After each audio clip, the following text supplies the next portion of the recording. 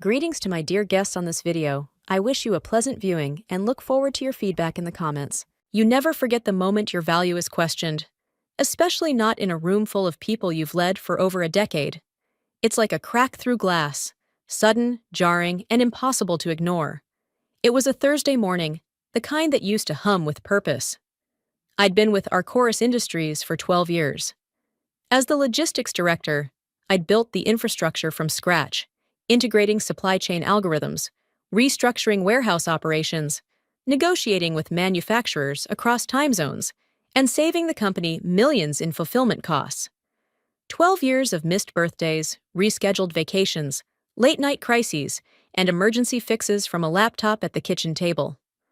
I wore those sacrifices like medals, even if no one else did. That morning was my weekly ops presentation.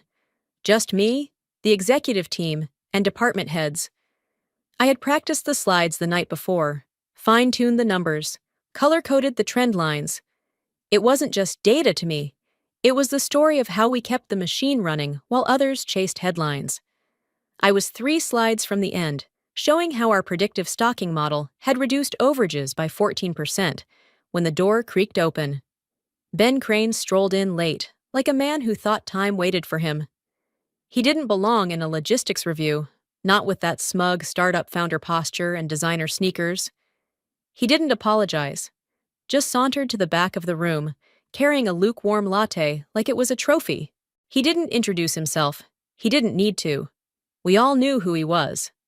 Ben, the newly appointed transformation consultant, and more notably, the CEO's son.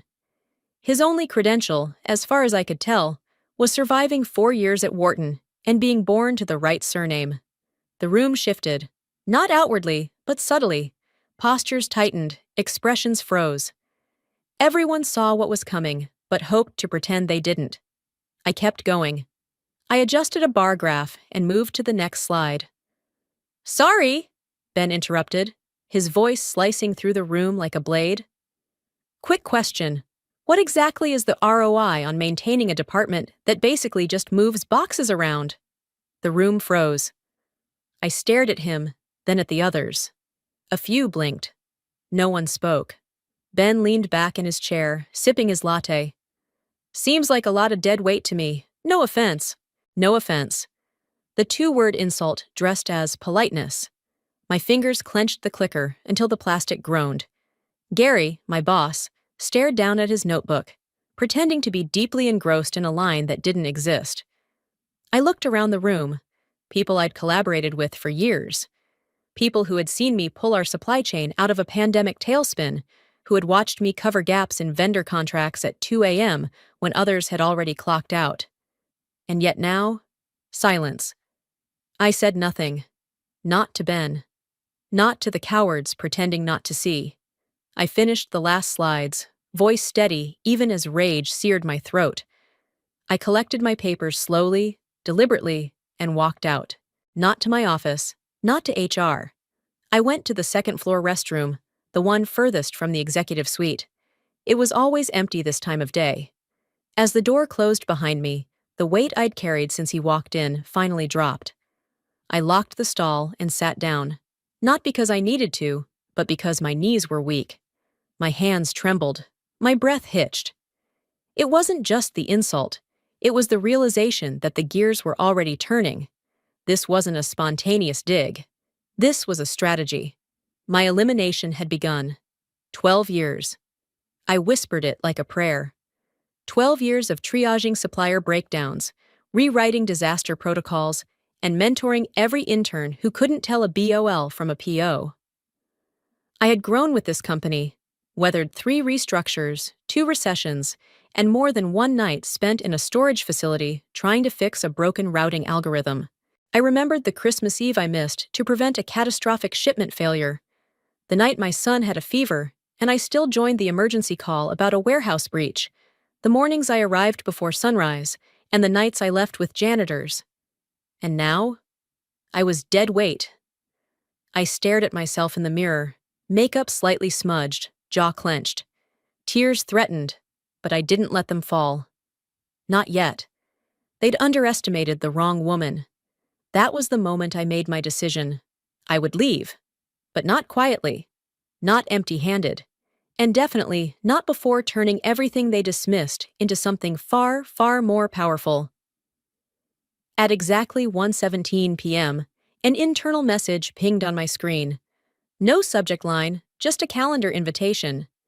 Meeting, Ben Crane, 4 p.m., Executive Conference, Room 3A. No explanation, no agenda. Just Ben's name and the time, like a period at the end of a sentence I hadn't finished writing. But I already knew how it ended. People don't schedule surprise meetings with transformation consultants unless they plan to transform you into former employee. I closed the message, pushed back from my desk, and took a walk around the warehouse floor. My sanctuary. The scent of oil and cardboard, the rhythmic whir of conveyor belts, the shuffle of pallets being stacked. It all felt more real than anything behind those frosted glass walls upstairs. I built this system. I optimized every inch of it. And now, I was going to be erased by someone who thought a job was just a title and not a legacy. By 3:45, I returned to my office. I changed into my navy blazer, the one with just enough shoulder to remind people I wasn't easily pushed over, and smoothed down my hair. My badge still hung from my neck. It felt heavier than usual. I entered the conference room at 3:59. Ben was already there, legs crossed, scrolling through something on his tablet. HR sat to his left. Monica, the senior compliance officer, who wore the same careful smile they trained for firings. A manila envelope sat between them, like a truce offering. "Emma," Ben said, looking up. "Glad you could join us." I nodded once. "I figured I should see this through." He chuckled, motioning toward the seat across from him. I didn't sit. I didn't need to. Ben steepled his fingers. "I won't sugarcoat this. The company is evolving, and we're moving in a new direction. We appreciate your years of service, truly. But in this era of automation and lean operations, certain legacy structures are no longer viable." He actually said it with a straight face. Monica slid the envelope toward me. "We've prepared a severance package," she said softly, as if I were a patient and this was a prognosis. "It's generous. 3 months salary, health coverage continuation, a non-disparagement clause. We've also included a letter of recommendation." I opened it and skimmed the figures. They were indeed generous. Too generous. It wasn't just severance. It was a bribe for silence. They didn't want me angry. They wanted me gone, cleanly, without a ripple. Ben watched my reaction. "You're free to take time to review, of course." I reached for the pen and signed. Slowly, deliberately. "No need. I understand." His eyebrows lifted, just a little. He expected resistance, maybe even a breakdown. What he got was a smile. "Thank you for everything, Emma," Monica said. I rose and looked directly at Ben. "Good luck with your transformation." Then I walked out. I didn't cry. I didn't slam doors. I left like a queen stepping down from a throne, not because she lost it, but because she saw a better kingdom waiting. At home, I poured myself a glass of wine and opened the secure drive on my personal laptop. Inside was a folder labeled simply, Hera. Inside Hera was my insurance plan, my blueprint, my revenge. 12 months ago, after Ben's initial appointment was announced, I began researching our logistics network's vulnerabilities.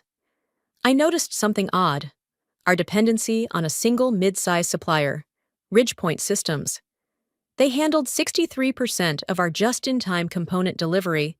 A quiet company, family-owned, stable, but struggling. I knew because I had lunch with the CEO, Nate Warren, under the guise of vendor appreciation. I didn't just ask questions, I listened. And what I heard was gold. Ridgepoint needed capital, desperately. A private sale of shares was under consideration. That night, I created Hera, a shell company, a clean name, a new weapon.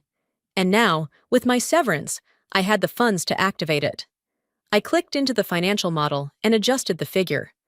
I could afford 51%, just enough to take control. Just enough to make Ridgepoint the most strategic asset I could own. They called me dead weight. Let's see how heavy I become when I own the legs they're standing on. At exactly 1:17 p.m., an internal message pinged on my screen. No subject line, just a calendar invitation. Meeting, Ben Crane, 4:00 p.m., Executive Con for Har, Room 3A. No explanation, no agenda. Just Ben's name and the time, like a period at the end of a sentence I hadn't finished writing. But I already knew how it ended. People don't schedule surprise meetings with transformation consultants unless they plan to transform you into former employee.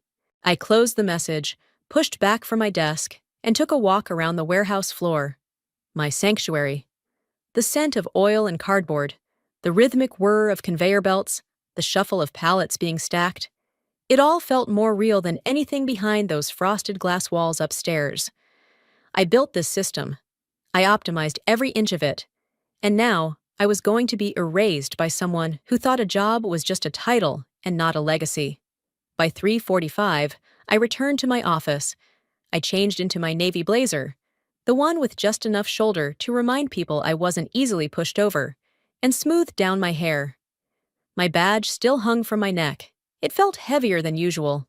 I entered the conference room at 3:59. Ben was already there, legs crossed, scrolling through something on his tablet. HR sat to his left. Monica, the senior compliance officer, who wore the same careful smile they trained for firings. A manila envelope sat between them, like a truce offering. "Emma?" Ben said, looking up. "Glad you could join us." I nodded once. "I figured I should see this through." He chuckled, motioning toward the seat across from him. I didn't sit. I didn't need to. Ben steepled his fingers. "I won't sugarcoat this. The company is evolving, and we're moving in a new direction. We appreciate your years of service, truly. But in this era of automation and lean operations, certain legacy structures are no longer viable." He actually said it with a straight face. Monica slid the envelope toward me. "We've prepared a severance package," she said softly, as if I were a patient and this was a prognosis. "It's generous. 3 months' salary, health coverage continuation, a non-disparagement clause. We've also included a letter of recommendation." I opened it and skimmed the figures. They were indeed generous. Too generous. It wasn't just severance. It was a bribe for silence. They didn't want me angry. They wanted me gone, cleanly, without a ripple. Ben watched my reaction. "You're free to take time to review, of course." I reached for the pen and signed. Slowly. Deliberately. "No need, I understand." His eyebrows lifted, just a little. He expected resistance, maybe even a breakdown. What he got was a smile. "Thank you for everything, Emma," Monica said. I rose and looked directly at Ben. "Good luck with your transformation." Then I walked out. I didn't cry. I didn't slam doors. I left like a queen stepping down from a throne, not because she lost it, but because she saw a better kingdom waiting. At home, I poured myself a glass of wine and opened the secure drive on my personal laptop. Inside was a folder labeled simply, Hera. Inside Hera was my insurance plan, my blueprint, my revenge. 12 months ago, after Ben's initial appointment was announced, I began researching our logistics network's vulnerabilities. I noticed something odd: our dependency on a single mid-size supplier, Ridgepoint Systems. They handled 63% of our just-in-time component delivery. A quiet company, family-owned, stable, but struggling. I knew because I had lunch with the CEO, Nate Warren, under the guise of vendor appreciation. I didn't just ask questions. I listened. And what I heard was gold. Ridgepoint needed capital, desperately. A private sale of shares was under consideration. That night, I created Hera. A shell company, a clean name, a new weapon. And now, with my severance, I had the funds to activate it. I clicked into the financial model and adjusted the figure. I could afford 51%, just enough to take control. Just enough to make Ridgepoint the most strategic asset I could own. They called me deadweight. Let's see how heavy I become when I own the legs they're standing on. I've always believed power doesn't scream. It whispers. It moves quietly, methodically, like water slipping into cracks, until foundations shift without a sound. The morning after I signed my severance papers, I made 3 phone calls. The first was to a quiet investment advisor named Marin, who had helped me move part of my savings into crypto back in 2019. Sell the BTC and ETH, I said. All of it. The second was to a trustee in charge of my late sister's education fund. Mia had died at 29, a sudden car accident on a rain-slicked road, and her college savings had sat untouched ever since. She would have wanted me to use it, I told myself. Not for revenge, but to take back what had been taken from me. The third call was to Ridgepoint Systems CEO, Nate Warren.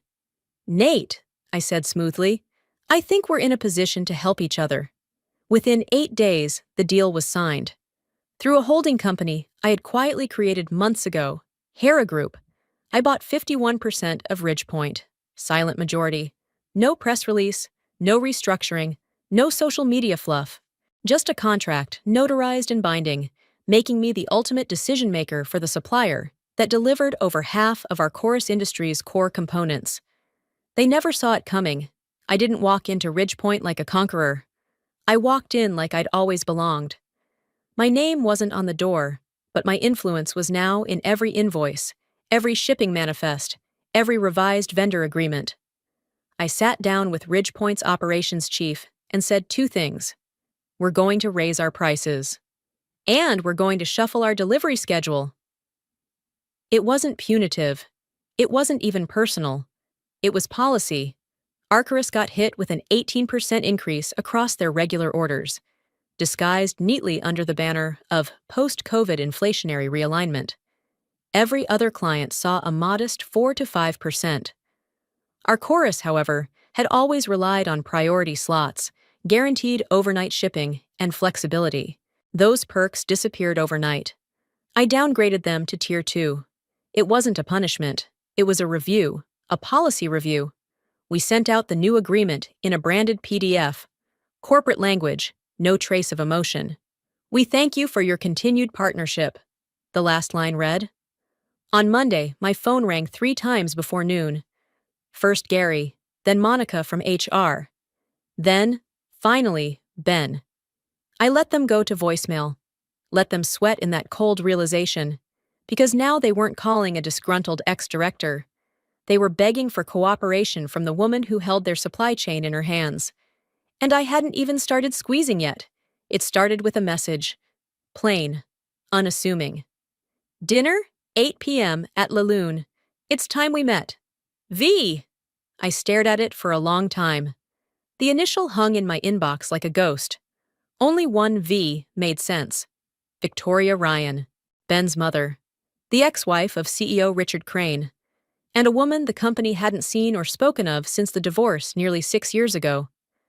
Rumor said she'd taken a massive settlement and vanished to Europe. Others whispered she had been forced out. Too smart, too powerful, too inconvenient. But now she was back, and she wanted dinner. La Lune was a velvet-draped French fusion place, all low lighting and quiet elegance. The kind of restaurant where everything was intentional, from the placement of the spoons to the scent of the candles. She was already seated when I arrived. Tall, composed, hair silvering in that artful way that told you she hadn't lost a step. A chilled martini in one hand. No coat, just confidence. Emma, she said, standing to greet me like we were old friends, not former in-laws once removed by corporate politics. Thank you for coming. I figured it was time, I said, sliding into the seat across from her. I've been following your rise, she said with a glint in her eye. Very surgical and very satisfying. Our drinks came. We didn't toast. She reached into her bag and placed a slim folder on the table between us. No ceremony. Just that soft, ominous sound of a decision being made. I assume you know Ridgepoint wasn't just some forgotten supplier, she said. I nodded once. She flipped open the folder. Inside were internal memos. investment prospectuses, a term sheet unsigned but dated 2 months before my acquisition. Ben's name was at the bottom. He tried to buy Ridgepoint too, I said, reading the numbers. Victoria smiled. Yes, as part of his 5-year plan to pivot our chorus into a hybrid logistics conglomerate. Step 1. Vertically integrate your department. Step 2. Cut costs by acquiring your suppliers and making you redundant. But you beat him to it. You didn't just survive, you made him obsolete. I leaned back, a slow breath slipping through my lips. That's why the price hike hit him like a bullet, I said. He thought he'd be the one holding the gun. Victoria tilted her glass. Which is why I'm here. We may not like each other, yet, but we have one thing in common. We both know how dangerous Ben is when he's cornered. He won't let this go. She pushed a smaller envelope across the table. I can give you access to board deliberations, strategic plans, even Ben's private communications, within limits, of course. And I expect action, swift, targeted, nothing messy. You're in return? I asked. She didn't blink. 5% of Ridgepoint, silent shareholding, no seats, no votes, just a cut of the empire you're about to build. It was a bold ask, but then again, so was her offer. I looked at the envelope, then back at her. You're asking me to go to war with your son. I'm asking you to win. I gave him a kingdom, and he torched it. Now I want it rebuilt, and I want to watch someone else do it better. The air between us hung still. Then I nodded, not because I trusted her, but because I understood her. The alliance was formed over candlelight, silence, and mutual ambition. And in that moment, the game changed again. 3 weeks later, it began. Quietly, strategically, a notice arrived at Ridgepoint labeled, Request for Information, Internal Vendor Compliance Audit. Nothing unusual on the surface. Routine audits happened. But the timing was too perfect. The language too sharp. It wasn't a review, it was a probe. A scalpel disguised as a checklist. The signature at the bottom? Authorized by Transformation Office, B. Crane, Ben. I stared at the document, heart steady, mind racing. This wasn't about compliance. It was a shot across the bow. That afternoon, my inbox lit up. Emma, is it true you own Ridgepoint now? Please tell me this is a rumor. Ben's saying you're in bed with suppliers. Are we supposed to treat your terms as internal policy now? Former colleagues, co-workers I had coached, defended, trained through chaos. Now they were afraid. Not of me, but of the narrative being whispered behind boardroom doors. Ben wasn't asking questions. He was planting them.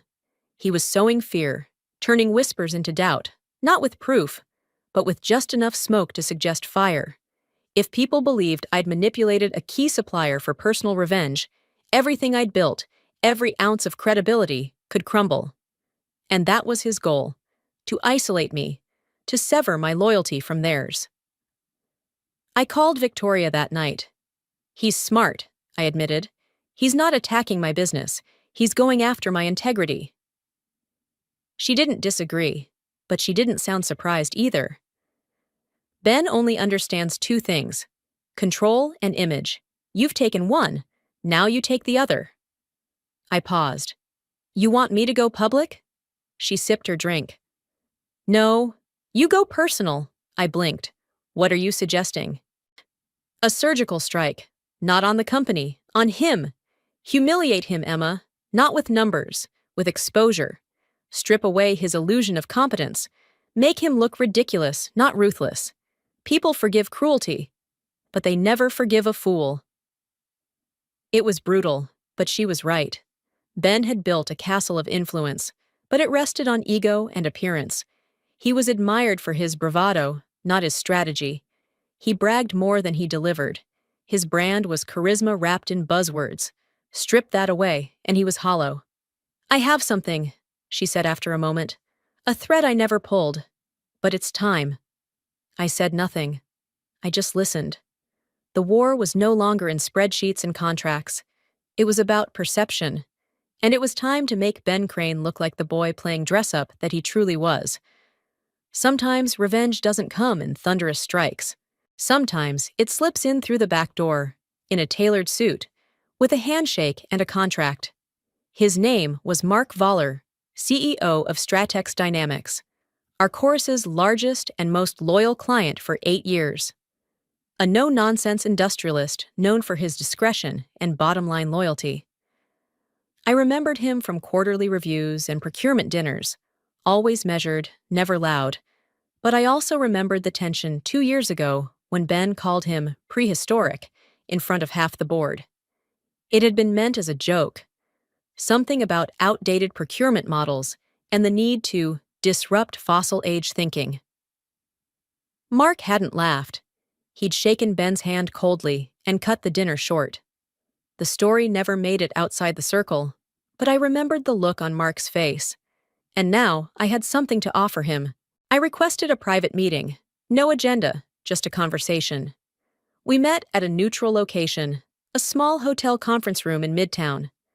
I arrived with no fanfare, no Ridgepoint branding, just a binder of numbers and a proposal printed on heavy linen stock. "Mr. Voller," I said, "I'm not here on behalf of our chorus. In fact, I suspect they'll be very unhappy once this meeting ends." He leaned back, studying me. "I'm here as chair of Ridgepoint Systems." He blinked once. "You acquired them." "I did." "And you're offering?" "Full supply capabilities, higher-tier service, a dedicated logistics channel, and a 12% reduction in your current fulfillment cost, if you're willing to move away from our chorus as your intermediary." Mark didn't smile. He wasn't a man who revealed much, but his hand reached for the proposal. "I remember what he said to me," he murmured, scanning the front page. "Thought I forgot?" "I didn't." He nodded once. "Then let's talk business." 2 hours later, the deal was in motion.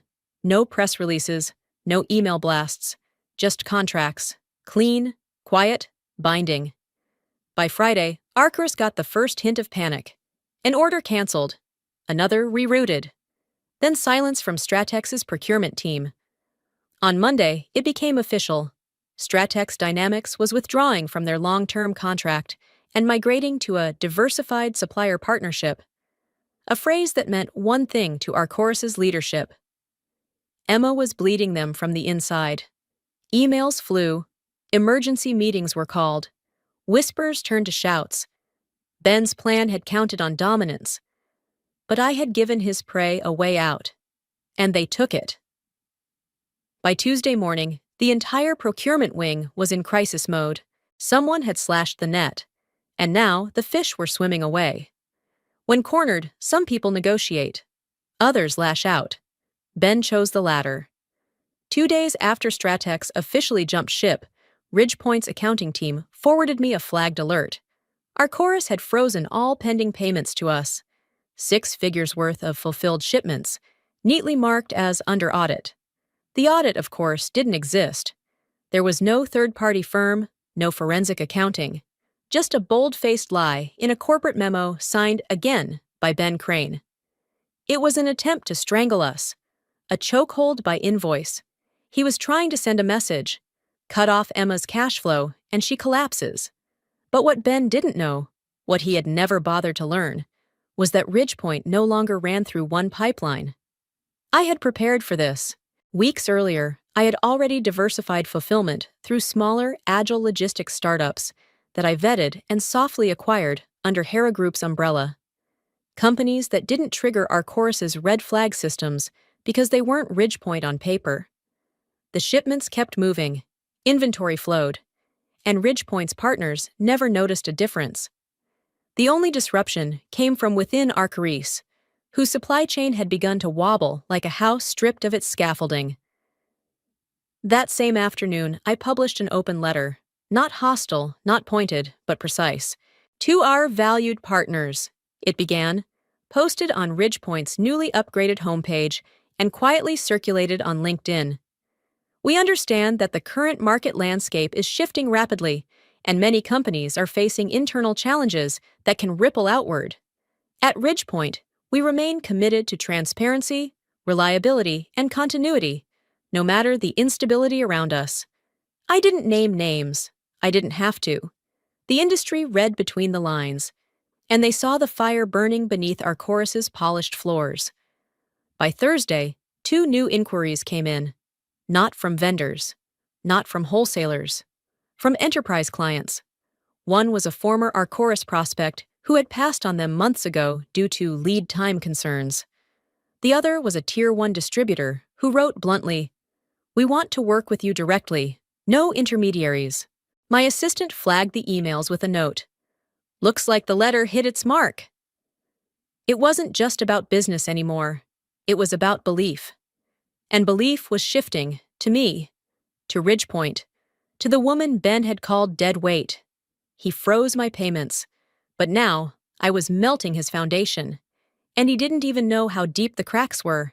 It came in a sleek envelope, hand-delivered by a courier in a pressed suit. Notice of legal action. Crane and Partners on behalf of Arcturus Industries. Ben was suing me. The charges were a farce. Unfair competitive practices, breach of post-employment ethics, and, most laughably, manipulation of proprietary logistics strategies. A full 42 pages of jargon and drama, built not to win, but to stall. The aim was obvious: freeze my momentum, delay my new contracts long enough to make me look unstable, poison my credibility. What he hadn't expected was my response. I called my lawyer, Nadine, a meticulous woman with a brain like a scalpel, and slid the envelope across her desk. She opened a black folder marked Contingency. Inside were emails, financial memos, and the original term sheet Ben had drafted to buy Ridgepoint under a fake holding company 6 months ago, before I ever made my move. The documents painted a damning picture. Not only had he attempted to quietly acquire Ridgepoint to eliminate internal oversight, he had used non-public company data to negotiate terms. It was textbook unethical behavior, possibly illegal. 3 days later, we presented it all, formally, to the Arcturus board. I didn't go in angry. I went in ready. The room was tense, the table long and gleaming. All eyes turned to me when Nadine slid the evidence folder across to the board chair.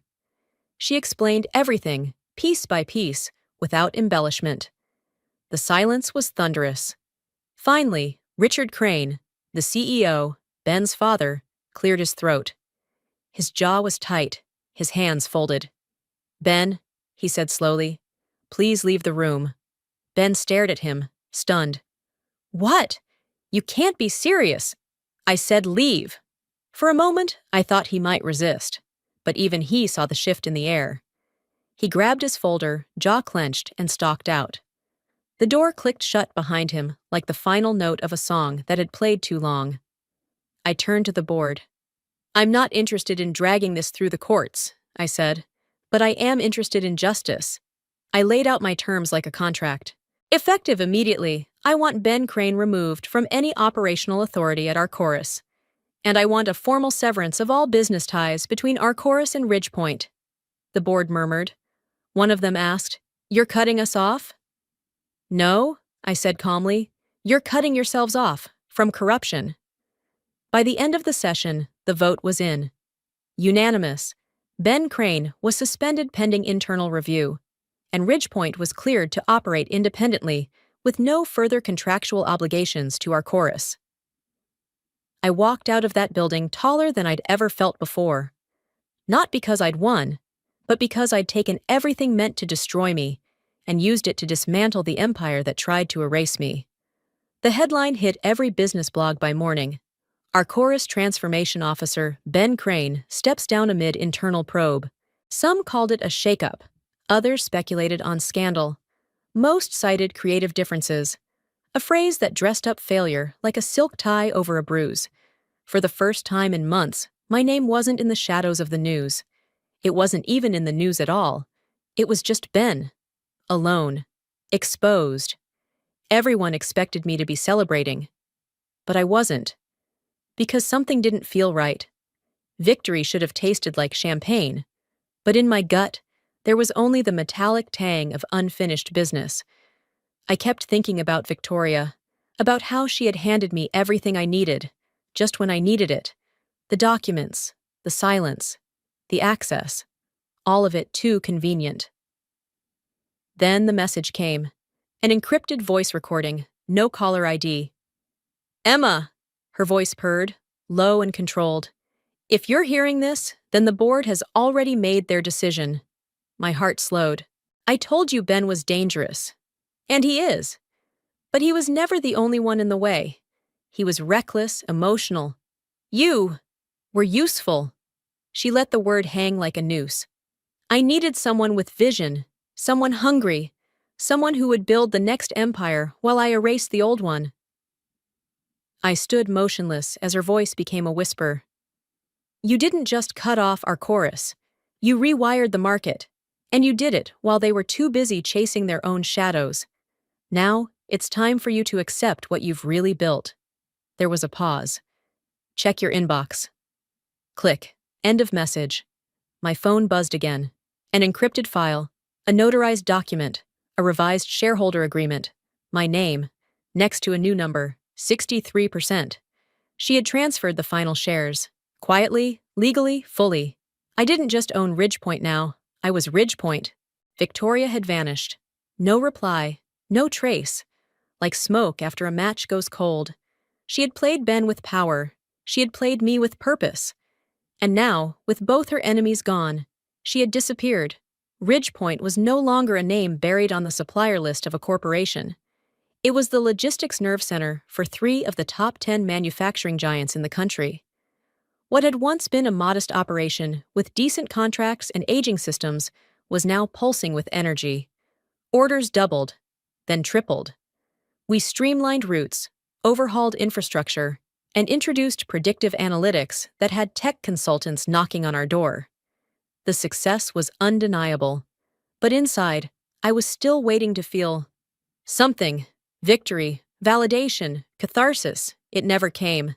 I worked 12-hour days, reviewing strategy decks and facility blueprints. I returned calls from executives who used to ignore me. I stood in front of whiteboards with new hires, guiding the next generation of logistics architects. And yet at night, when the office lights dimmed and the world grew quiet, I felt like an architect staring at a city built on shattered glass. Yes, I brought the old team back.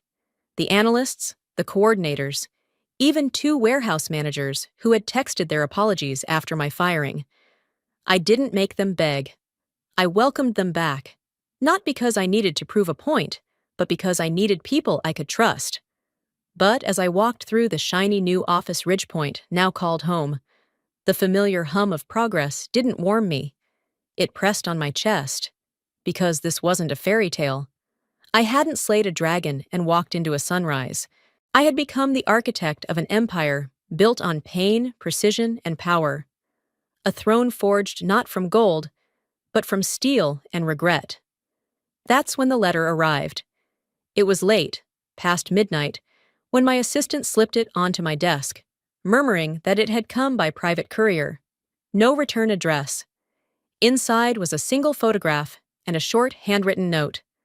The photo was old, maybe 2 or 3 decades past. A hospital room, pale light, a worn robe, and a young woman with dark hair, eyes sharp, tired, but glowing with a strange, fragile hope. Victoria, holding a newborn. The baby's cheeks were soft, eyes closed, wrapped in a blue and white hospital blanket. Ben. On the back of the photo, in looping cursive, just faint enough to feel like a ghost's whisper, it read, "Don't become me." I stared at the image for a long time. That child in her arms, the one who had grown into the man who tried to ruin me, had once been hers. Her dream, her purpose. Somewhere between that day and the one where she orchestrated his public downfall, something had broken. Or maybe she had been broken all along. Victoria hadn't vanished out of fear. She had vanished because her work was done.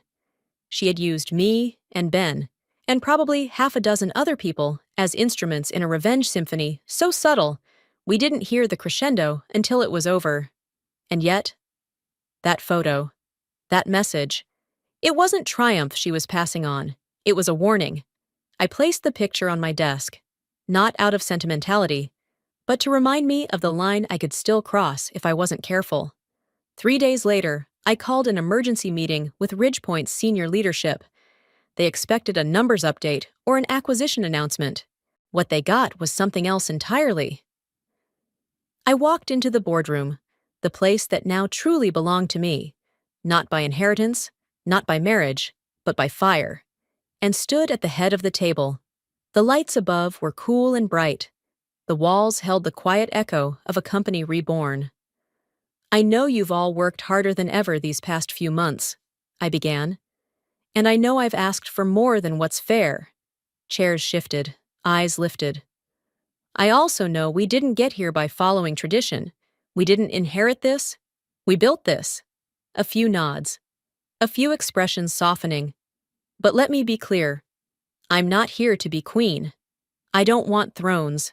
I don't want titles handed down like heirlooms."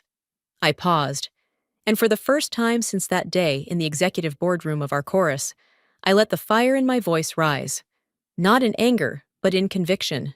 I'm here to build something that no one will ever destroy." Silence. The kind that says people are holding their breath. And then, slowly, applause. Not loud, not performative, just steady. True. That night, I didn't feel like a queen. I felt like a builder. A woman with a hammer and vision and a blueprint for something that could outlast politics, inheritance, or legacy. Power hadn't been given to me. I had earned it. And now, it was mine.